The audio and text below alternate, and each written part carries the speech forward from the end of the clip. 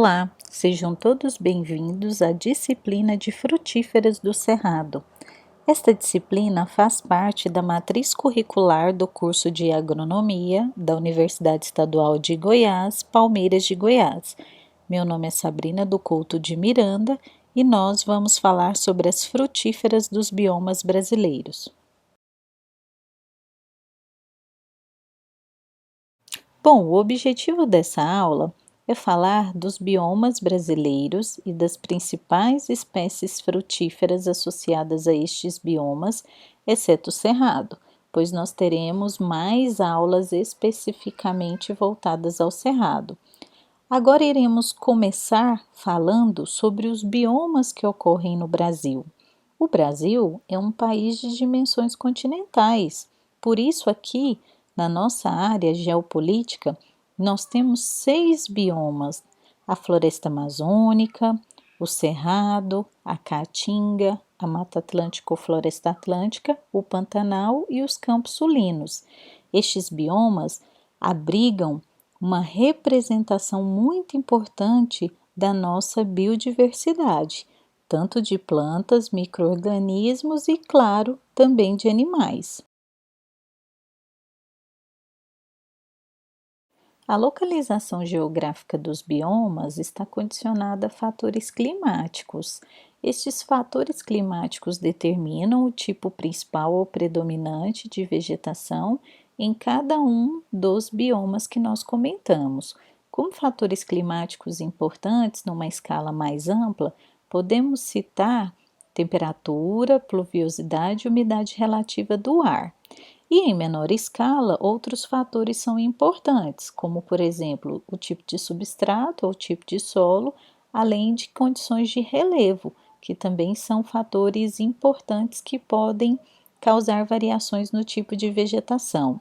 Também é importante destacar que os biomas eles apresentam regiões de contato, de ecótono, de transição de um bioma para o outro, como a gente pode ver aí nessa figura que está no slide. Começaremos falando sobre a floresta amazônica, que no contexto global de biomas mundiais, ela é uma floresta tropical úmida. Então, o clima predominante na região é o clima tropical, que tem uma alta pluviosidade, com média de 2.500 milímetros por ano, e altas temperaturas, em média 26 graus Celsius. Há um forte aquecimento diurno e chuvas caem no final da tarde e início da noite. Trata-se do maior bioma brasileiro, ocupando aí cerca de 60% do território, mas também ocorre fora do Brasil, em outros países. A floresta amazônica ela é reconhecida mundialmente pela sua alta biodiversidade, pela sua importância em termos de água, de diversidade biológica, regulação climática, enfim. Em termos de fitofisionomia predominante na floresta amazônica, nós podemos citar a floresta ombrófila densa, que ocupa cerca de 42% do bioma, mas também temos que destacar que há presença de floresta secundária na Amazônia, devido à alteração humana, e também áreas, cerca já de 10% da área do bioma, que já foi convertido para atividades agrícolas ou agropecuária. Neste slide, ressaltamos as importâncias associadas à floresta amazônica ou Amazônia. Trata-se da maior área de floresta contínua do mundo. Esta floresta abriga uma alta biodiversidade, é muito conhecida, comentada e reportada mundialmente, pois ela contribui para a estabilidade ambiental do planeta.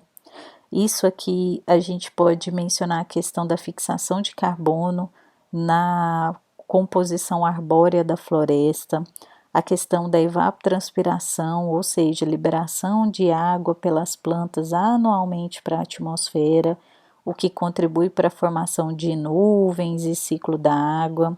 Abriga também grandes rios, importantes rios como Solimões, Amazonas, o Rio Negro, o Rio Branco, Rio Madeira, Rio Juruá. E também temos que falar das pessoas, dos povos, das populações tradicionais, os indígenas, que estão nessa floresta desde o início da história, né, do homem nessa região e que contribuem muito também para a manutenção dessa biodiversidade. A primeira espécie que eu selecionei no contexto da floresta amazônica, né, a primeira espécie de frutífera, é o Euterpe oleracea, que é o açaí, que faz parte da família Arecaceae, que é a família das palmeiras. Esta planta ela foi descrita por Márcios, por isso que aí na frente do nome dela tem esse Marte, que é uma abreviação de Márcios. A questão dos usos associados ao açaí, a gente pode comentar que, o aproveitamento dos frutos para alimento, para artesanato também, as folhas, que são muito utilizadas para cobertura de casas na região norte, as estipes, né, o caule, também pode ser utilizado para fazer ripas de telhados, as raízes têm usos como vermífugo, o palmito, que também é usado como alimento, e em algumas comunidades como remédio anti-hemorrágico. Como aproveitamento alimentar do açaí, nós já conhecemos, mas a polpa é usada para fazer sorvetes, picolés, alimento energético. Então, o açaí hoje ele é bastante conhecido e bastante utilizado e tem ganhado o mercado internacional também. Para quem não conhece, eu coloco nesse slide duas fotos do açaizeiro, do açaí. Nesta foto mais ao fundo, nós temos aí a inflorescência, ou melhor dizendo, já a infrutescência, mostrando esse cacho cheio de frutos maduros. E abaixo nós temos aí os frutos que já foram colhidos e estão armazenados para serem processados. O açaí ele é muito interessante porque ele se desenvolve em touceiras que podem ter até 25 estipes. Os frutos eles são drupas globosas, verdes ou violáceas, dependendo da variedade do açaí da planta. O peso do fruto é um fruto relativamente pequeno, então o peso vai variar de 0,8 a 2,3 gramas. As sementes, elas em média, em 1 quilo, a gente vai ter aí 667 sementes. E essas sementes oriundas de frutos recém-colhidos, imediatamente processados, elas têm uma alta taxa de germinação. Em ambientes florestais úmidos, é muito comum as espécies terem sementes recalcitrantes, sementes que possuem um alto teor de umidade e, por isso, elas não podem ser armazenadas, porque o embrião acaba perdendo a viabilidade, sendo muitas vezes contaminados por fungos e bactérias. Então, recomenda-se a despolpa e o plantio no caso de querer fazer mudas dessas espécies.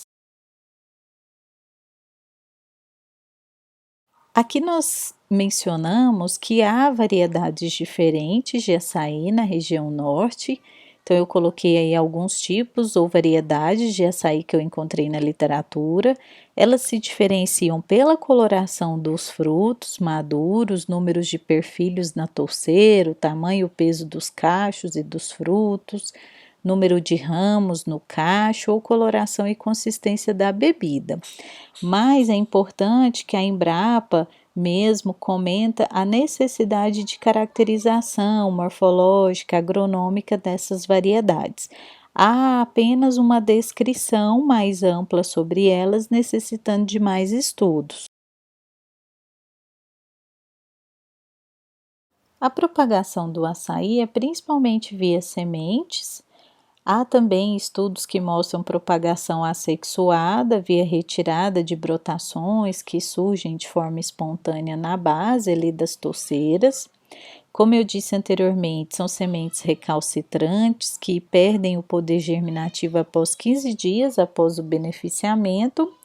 E há já a descrição de alguns insetos praga, como pulgões, besouros, coleópteros, gafanhotos, mosca branca e mariposa, mas ainda não há registrado no mapa produtos que podem ser utilizados, sendo necessário fazer o manejo com produtos artesanais evitando assim o uso de produtos que ainda não há uma recomendação específica.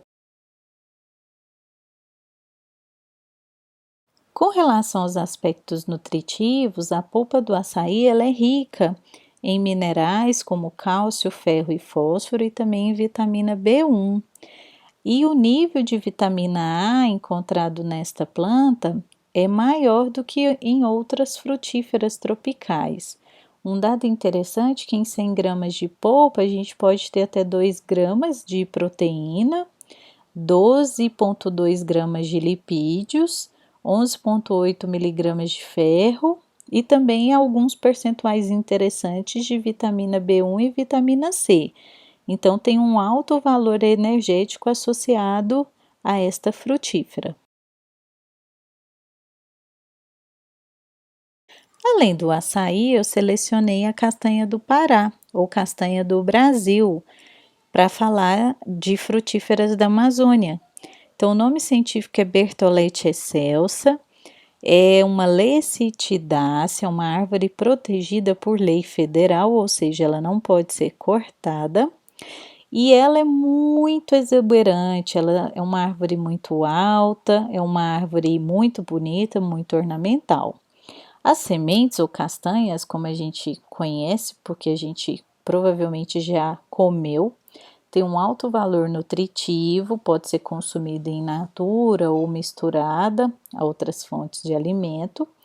E a árvore, como eu disse, pode atingir até 60 metros de altura, ter 4 metros de diâmetro na base do tronco e são árvores muito antigas que ocupam a região da floresta amazônica. Neste slide a gente tem o fruto, porque muitas vezes a gente já compra a castanha do Pará processada, então é para mostrar para vocês o fruto. O fruto ele tem uma tampinha, né? Ele é uma cápsula bem lenhosa, bem dura, espessa, que tem um opérculo, que é essa tampinha. Então, quando eu retiro, eu vejo as sementes lá dentro, que também tem um tegumento bem duro, bem rígido. E nessa foto do lado direito superior, a gente já tem a semente processada, a castanha pronta para o consumo. Neste slide eu coloquei algumas fotos da castanheira para vocês verificarem o tamanho, o porte dessa árvore, é uma árvore de porte bem significativo, é uma árvore bem alta e são áreas de pastagens. Muitas vezes a abertura da área, né, a conversão da floresta e os proprietários deixam a castanheira porque ela não pode ser cortada, ela é protegida por lei. O ouriço, que é a cápsula lenhosa, que é o fruto da castanheira, ele é muito utilizado na região para confecção artesanal de estojos, cinzeiros, bijuterias e etc. A casca da semente, aquele envoltório que também é lenhoso, ele é usado como combustível em fornalhas e caldeiras ou como adubo. E a amêndoa clara é o mais interessante, porque ela é algo que a gente utiliza para o consumo, para preparar pratos típicos, doces, bolos, e ainda é muito utilizada, né, para produção, fabricação de produtos de beleza, shampoos, sabonetes, cremes, associados à marca da Natura, por exemplo, é muito comum a gente encontrar. Fruto da castanheira, como eu comentei com vocês, é do tipo cápsula. Essa cápsula ela é bem lenhosa, dura, pode medir de 10 a 15 centímetros, ela é grande, pode pesar até 1,5 kg e no interior ela abriga de 15 a 25 sementes, que também tem um tegumento bem duro e rígido e rugoso. Na natureza, a gente encontra aí a castanheira numa densidade de 1 a 10 árvores por hectare. É uma densidade baixa, mas entender essa distribuição natural da espécie é importante para a organização do extrativismo, marcação de indivíduos para fazer coletas. As árvores elas florescem de setembro a janeiro, tem pico de novembro a janeiro, são polinizadas por abelhas, abelhas grandes, e o fruto ele é disperso pela cutia, na verdade é semente, porque o fruto cai devido à ação da gravidade. Muitas vezes ele se quebra ou há o desprendimento do opérculo, que é a tampa da cápsula, e a cutia, que é um roedor, ela vai comer a semente. Só que muitas dessas sementes ela enterra para comer depois, se esquece e nisso ela já faz o plantio natural da espécie. Com relação aos aspectos nutritivos da castanha do Pará, eu vou ressaltar o alto teor percentual de proteína e também alguns minerais que são encontrados, como o fósforo e potássio, a vitamina B, mas a gente tem que ressaltar o selênio, então o consumo deve ser com moderação. A terceira frutífera da Amazônia que eu selecionei é o cupuaçu, que é o Theobroma grandiflorum, da família Malvaceae. O nome vem do tupi, cupu parece cacau, o açu grande. Então, ele é um parente do cacau, que também é do gênero Theobroma e também da família Malvaceae. Para quem não conhece, coloquei umas fotos do fruto do cupuaçu, que é um fruto muito grande, chamativo, e abaixo ele é aberto, mostrando a polpa esbranquiçada que envolve as sementes. Aproveitamentos associados ao cupuaçu são sucos provenientes da polpa, doces, compotas, bolos, licores, enfim. Há vários usos associados. As sementes também são utilizadas na fabricação do chocolate em pó e tabletes, bem como na indústria de cosméticos. A Natura já tem feito bastante aproveitamento dessas espécies da Amazônia, produzindo produtos de beleza associados a elas. O fruto do cupuaçu é do tipo baga capsulácea, tem um tamanho expressivo aí, como a gente viu, pode chegar até 25 centímetros de comprimento, de 10 a 15 centímetros de diâmetro, pode pesar 1,5 kg. Então, o epicarpo, que é a parte mais externa, ele é lenhoso, de coloração marrom e tem pelos ferrugíneos. Esses pelos, eles são caducos. Se você ficar passando a mão, eles vão sair. Então, quando é raspado, ele expõe uma camada clorofilada, esverdeada. O mesocarpo ele é esponjoso e o endocarpo é macio, fino e claro. As sementes, em média, cada fruto tem em torno de 36. Essas sementes, elas ficam dispostas em colunas e elas possuem uma polpa que pode variar a coloração de branco até branco amarelado. Aqui é só para ressaltar que, com relação ao cupuaçu, nós temos descritos na literatura variedades diferentes, cupuaçu redondo, cupuaçu mamorana e até mesmo um cupuaçu sem semente, que é conhecido como cupuaçu sem caroço ou cupuaçu de massa. A propagação da espécie é principalmente através de sementes, mas também há relatos de propagação vegetativa através de enxertia. Ainda no contexto das frutíferas da Amazônia, também selecionei o guaraná, que é da família Sapindaceae, Paulínia cupana. É uma trepadeira lenhosa ou um arbusto semi-ereto. Ele é muito utilizado na forma de pó, xarope, extratos, principalmente pelo seu poder energético, né? E por isso que o guaraná ganhou bastante mercado. Para quem não conhece, coloquei algumas fotos do guaraná. Então, na foto de destaque tem um senhor colhendo, né, os frutos, e na foto do lado direito, destaque para o fruto. A semente, ela é bem escura, preta, ela tem um arilo branco e o fruto é deiscente. com essa cápsula bem vermelha, o que dá um contraste que atrai os pássaros, que são os dispersores naturais do guaraná.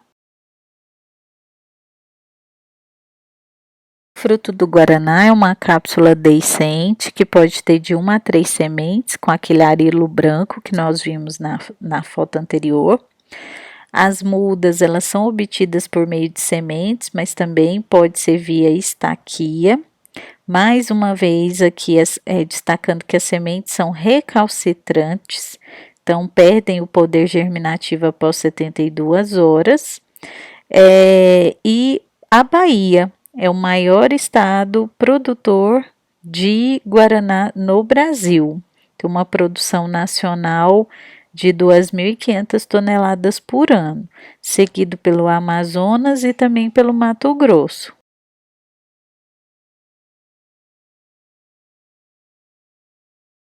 Nós vamos falar sobre as frutíferas nativas do bioma Caatinga. É o nosso bioma de clima mais árido, mas um dado interessante é que ele é exclusivamente brasileiro, né?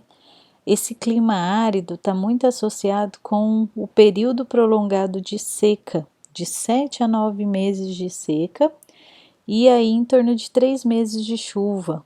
Então, há uma baixa precipitação média anual, que varia de 250 a 800 milímetros, e a alta temperatura média mensal, em torno aí de 27 graus Celsius. Então, a vegetação da caatinga, para quem não conhece, ela é principalmente xeromórfica, ou seja, as espécies possuem adaptações morfofisiológicas para a sobrevivência a esse período prolongado de seca, porque é um bioma associado a um clima árido. As espécies normalmente possuem folhas modificadas em espinhos, são caducifólias, ou seja, perdem suas folhas durante o período da seca. A caatinga ocupa ali a região nordeste, principalmente. Isso representa 11% do território nacional e está principalmente na Bahia, Sergipe, Alagoas, Pernambuco, Paraíba, Rio Grande do Norte, Ceará, Piauí e também em Minas Gerais, que é um estado onde a gente encontra 3 tipos de biomas diferentes: Cerrado, Caatinga e Mata Atlântica. Dentre as frutíferas nativas da Caatinga, eu selecionei o umbu, que é um representante da família Anacardiás, que é a família da manga, a família do caju. O gênero é Spondias tuberosa. O gênero Spondias, algumas espécies são conhecidas por vocês, como a siriguela, o cajamanga, também é desse mesmo gênero. O umbu é uma árvore de 4 a 6 metros de altura. Os frutos são do tipo drupa elipsoidal, né? E a polpa, ela varia de fina a grossa e o sabor geralmente é agridoce. Para quem não conhece o umbu, as fotos então mostram uma árvore que tem uma copa bem aberta, bem ampla, forma uma sombra interessante, e aqui abaixo o fruto do umbu, que é um fruto que lembra o cajamanga, lembra a siriguela. Os frutos do umbu, eles podem ser consumidos ao natural ou misturados com leite. Pode ser feito suco, doce. É considerado uma planta sagrada na região lá do sertão da Caatinga, pois as raízes desta árvore, elas são tuberosas, elas armazenam águas. E isso permite que o umbuzeiro ele fique com aquela copa bem folhosa, bem verde, mesmo no período da seca. Então, por isso que o sertanejo considera o umbu uma planta sagrada. São as propriedades nutricionais, destacamos que ele é rico, a polpa do umbu é rica em vitamina C, que é o ácido ascórbico, e também em minerais. Então, por isso que é muito importante o consumo desta frutífera lá na região. Este slide é só para mostrar aí os parentes próximos do umbu, que é a Espondias purpúrea, que é a siriguela, e Espondias mombim, que é o cajá, que tem ampla distribuição no Brasil. Agora nós vamos falar sobre a Mata Atlântica ou Floresta Atlântica, que originalmente ocupava toda a região costeira do Brasil, cobrindo 15% do nosso território, mas hoje são encontrados apenas fragmentos deste bioma, desta formação florestal, principalmente em áreas de reservas. As principais fitofisionomias da Mata Atlântica são florestas, um exemplo é a floresta ombrófila estacional, mas também no domínio da Mata Atlântica nós encontramos campos naturais, restingas e os manguezais, além da floresta ombrófila mista, que é a Mata Atlântica com representantes de araucárias. A Mata Atlântica apresenta uma alta pluviosidade, que varia aí de 800 até 4.500 milímetros, e ela, assim como o Cerrado, é um hotspot de biodiversidade. Ou seja, isso é uma classificação mundial onde você tem uma formação, um bioma, um ecossistema com alta biodiversidade e que está altamente ameaçado pela pressão antrópica, pela conversão das formações naturais em áreas de pastagens ou cultivos agrícolas. A Mata Atlântica foi e é o bioma mais convertido no contexto do Brasil. Foi o mais degradado, mais desmatado, mais convertido para usos antrópicos, como conversão das áreas de floresta em pastagens ou em cultivos agrícolas.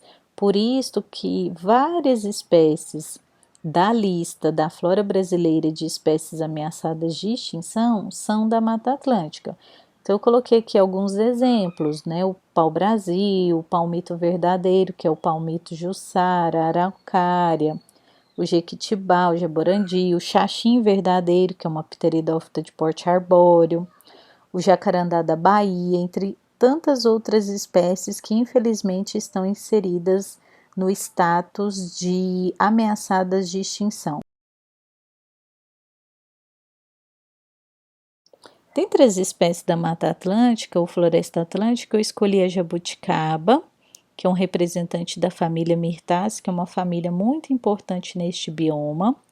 A jabuticaba, ela foi descrita como Plinia trunciflora, mais recentemente ela estava como Myrciaria trunciflora, por isso que eu coloquei os dois nomes científicos.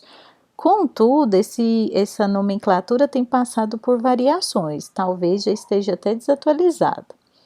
É uma árvore de pequeno porte, nós conhecemos porque plantamos aqui na nossa região, então pode ter entre 4 e 6 metros de altura. Ela tem caulifloria, que são flores e, consequentemente, frutos que se desenvolvem no caule. O fruto é do tipo baga, que é um fruto suculento com várias sementes. E esses frutos podem ser consumidos em natura ou na forma de suco, sorvetes, bebidas fermentadas. Coloquei algumas fotos da jabuticaba. Ao fundo a gente tem a árvore e aqui no destaque o fruto já maduro, destacando aí a caulifloria. No contexto da Mata Atlântica, também escolhi a pitanga, que é outro representante da família Myrtaceae, Eugênia uniflora. É uma árvore semidecídua, de porte mediano, de 4 a 10 metros. O fruto também é do tipo baga, globosa, sulcada, brilhante, e a coloração varia de alaranjado até um roxo arroxeado. Os frutos também podem ser consumidos em natura, pode ser na forma de geleia, sorvete, picolé, e também empresas como a Natura produzem produtos de beleza com os princípios, as essências desta espécie. Para ilustrar, coloquei algumas fotos. A flor da pitanga é uma flor branca, esta é uma característica do gênero Eugênia.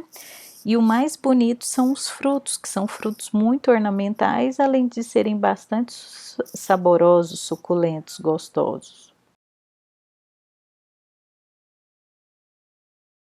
A polpa da pitanga ela é rica em minerais como cálcio e fósforo, mas também em antocianinas, flavonoides, carotenoides, que são importantes antioxidantes, além de vitamina C, compostos fenólicos. Ela é cultivada na América Central, no Caribe, Flórida, Califórnia, Havaí, ou seja, em várias regiões, e ela é bastante empregada tanto na indústria alimentícia quanto na indústria cosmética. Com relação aos campos sulinos ou pampas, é o menor bioma brasileiro, porque ele vai ocupar cerca de 2% do nosso território, está restrita ao Rio Grande do Sul. As temperaturas são bem amenas, entre 17 e 24 graus Celsius, sendo que noites frias de inverno a temperatura pode ser negativa.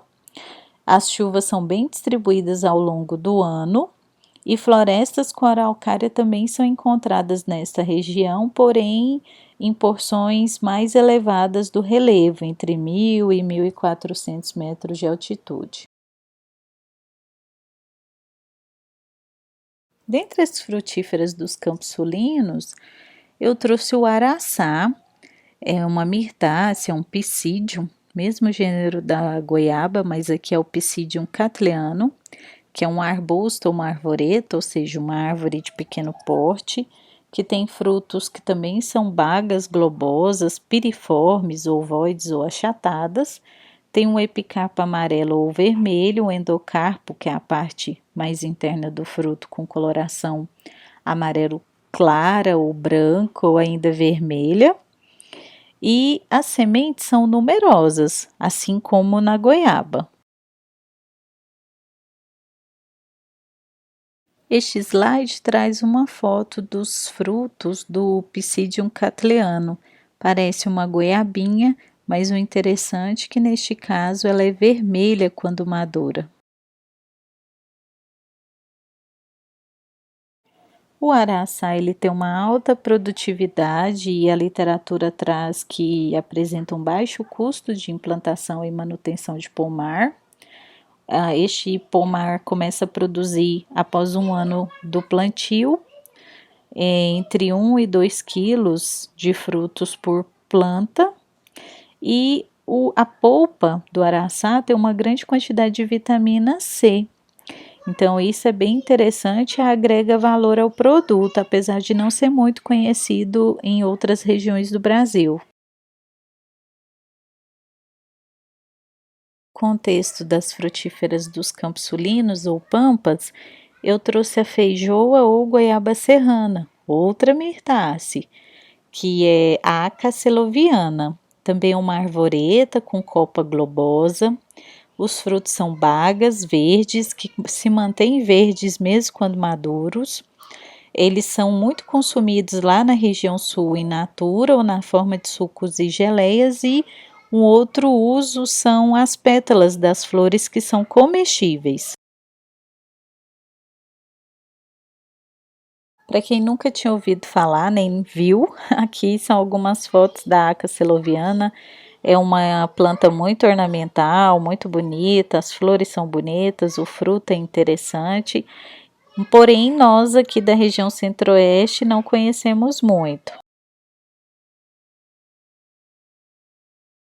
A goiaba serrana, então, tem ocorrência no sul do Brasil, também no Uruguai e na Argentina, e plantios na Nova Zelândia e Colômbia, que são os maiores produtores da planta atualmente. Apesar dela ser nativa aqui dos campos sulinos, no Brasil ela é pouco consumida e pouco conhecida. Por fim, encerramos então nossa aula sobre as frutíferas nativas dos biomas brasileiros. Agradeço a atenção, espero que vocês tenham gostado E na nossa sala de aula virtual serão disponibilizados materiais para estudos. Aqui é a professora Sabrina Miranda desejando a vocês bons estudos e espero encontrá-los em breve.